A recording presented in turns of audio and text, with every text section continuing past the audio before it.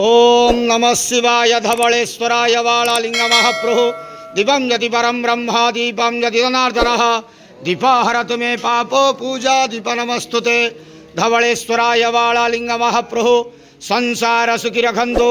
आज श्रावण मासर शुभ रविवार रे समस्त श्रद्धालु भक्त मानू आशीर्वाद करंतु, मनस्कामना पूर्ण करंतु, कर्म क्षेत्र उन्नति करंतु, ग्रहिष्ठ खंडन करंतु, जगतर मंगल करंतु, विश्वर कल्याण करंतु, आपण नाम प्रकाश करंतु, सेवकर डाक श्रवण करंतु, समस्त गुआवसा भक्त मानकर मनस्कामना पूर्ण करंतु, समस्त श्रावणी पूजा भक्त मानकर मनस्कामना पूर्ण करंतु।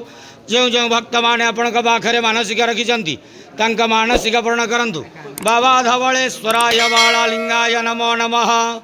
संसार सुखी रखंतु, आनंद केवार हरि बोलो।